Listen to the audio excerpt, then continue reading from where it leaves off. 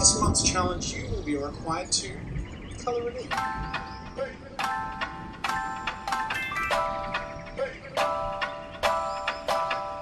So for this challenge of the month, you basically take this apocalypse ghost lady and steampunk man boy, and you color it in. Close this window. Let me make sure the lighting's decent. And color it in. That's all it requires you to do. Just say, bloop, bloop, bloop, bloop, bloop, fill, fill, fill, fill, fill. Here we have it, the transparent PNG. We got all the line art we need. Just fill that in. There we go. Now I can turn on and off the line art. Let's see. Before I start, I want to come up with what it might be like. Kind of clouds in this arched shape with maybe like some, I don't know, just some gaps or something. And then kind of be surrounding them like this. Let's see. There's going to be a red light emitting from all back here to give it a nice red atmosphere. I think what I'm gonna need is I'm gonna need a heavy red light up front and then a nice cool green light out back. Plus green is like a nuclear apocalypse, so like it can be all kind of nuked and stuff. So this is how I like to get my color schemes. I'm gonna show you a couple good tips that I use. What I kind of like to do is maybe search dark painting. I like this one right here. See, I love this color green. So what I can do is copy that, paste it into Photoshop, cut out the part I want by just doing that. Now that I have the color scheme I like, this really nice green and kind of like almost black and dark blue, I can go to filter. And almost at the top, you'll see filter gallery. Now you want to choose that. There's a Photoshop filter to apply to this called cutout. Once you have cutout, you adjust the settings until you get nice variation in color, but also not too many different colors. Now we have that piece as we like, base colors. So what we can do is make a new layer, grab our brush, just a hard round brush, select one of the colors we like. I like this dark green, so I'll splat it up there. I also like this light green. I like this almost yellowish black. And I like this kind of bluish green. Now we have a really nice color palette to work with. Something that kind of looks nice. And what I like to do is go in and add a couple of my own. So I'll go up to here and yeah, that works nice with it. Just a couple to throw some variation in there. Maybe I could have some bright kind of red magenta style highlights in the clouds like that. Now that I have the sky's color scheme figured out, one final tip. We want his coat to be this kind of dark red like that. Dark kind of desaturated red. So what we can do is actually search on Google. This is a great tip that comes in handy. You can search color palette to go with whatever you want. So I search color palette to go with red. I'll scroll through some of the options and see which ones really do go nicely with red. Like some of these, just random colors, not the best for red. Really cool, like these look nice together. So do these. I personally kind of like this one, so drag that into Photoshop.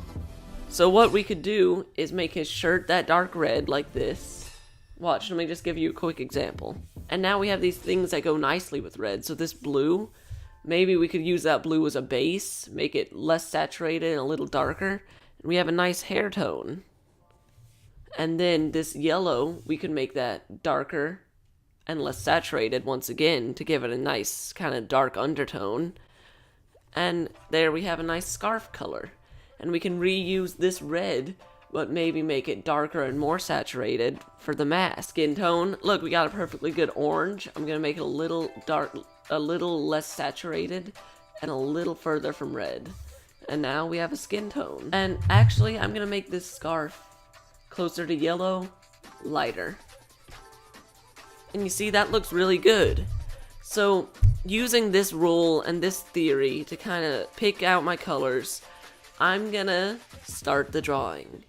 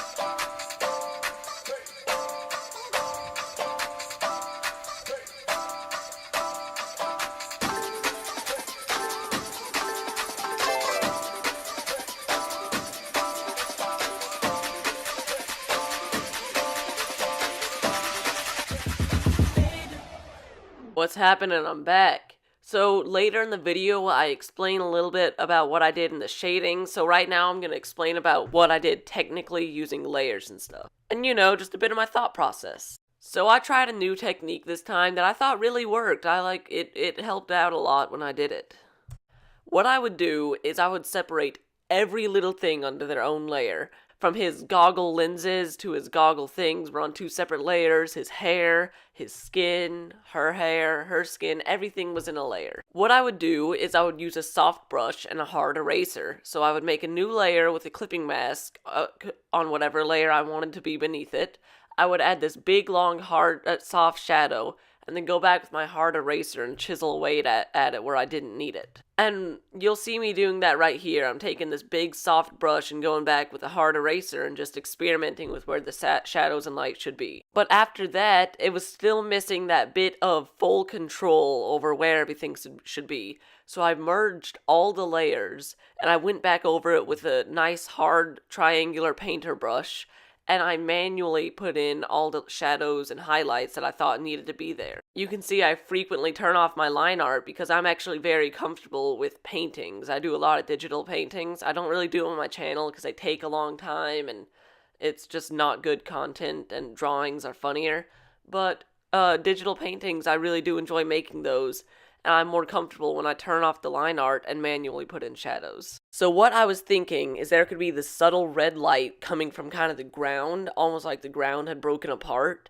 And that means there would be like this cool red highlight, kind of like almost a highlight / shadow going across more of the left side of his body. And I thought that would work awesome because there's a ghost behind him which can provide this nice, cool, very light kind of light. So if I have this hot, bright red coming from the bottom and this cool coming from the side, it might work really well. Here's the finished result. See, I used that color palette. I just made it a little bit more blue instead of green. I used the same reds. That color palette really came in handy, and I was able to create what I think is at least a decent work of art from it. Here's all my adjustment layers. Adjustment layers are something I recommend. Not only Photoshop has them, a lot of places have them. And they're just something that makes your drawing a little bit better. Look, here's it with it, and here's without it. You can see, it just makes it a little bit better and more refined. This is the line art itself. You can see that's what it looks like without the line art. Whenever you're doing really decent coloring, I suggest turning on and off the line art a lot. You might have seen me doing that in the speed paint. And if it looks good without the line art, then it'll look great with it. But if it looks not defined without the line art, then meh, you're relying on the lines too much. Now, there are some subtle Easter eggs I've actually added in here. Like you can see.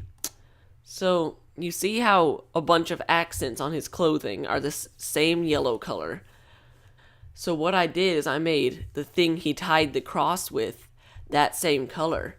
So in theory, he could have had a belt or something or a rope on his shoulder that accented his clothing, but he took it and or tore it off so that he could tie this cross.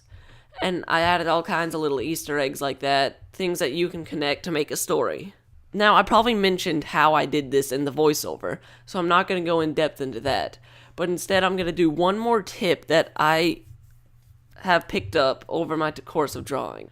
So a mistake a lot of people make, they say, okay, the light source is coming from here, so the shadow must be here. So they make this entire side shade and this entire side light, which is pretty bad, because you gotta take into account reflected light from his jacket will cause this to be more saturated because of the way that this light comes and bounces. Then you'll have this cooler light from here, so you won't see much translucency in the skin. And then you have a heavy reflected light from these two pieces of skin being so close to each other. So you'll see it gets lighter on both sides because light is bouncing back and forth between them. Light source is coming from here, so you'd think it hit this outer shoulder, which it does, but that's also primarily lit by this red glow. There's a little less red highlight on this side, and that's from the ghost and just from, overall skylighting. And that's when you'll get this shadow with light on either side. This was surprisingly fun. I had a lot of good times making this. So thanks for watching. More videos coming soon. I have quite a few good ideas and quite a few ideas I've told you guys about but haven't quite done yet. So gotta get on those. Thanks for watching, and I'll see you in the next video. Woo! I gotta save this and then upload it because I don't want to lose all my progress. Different words, similar sound.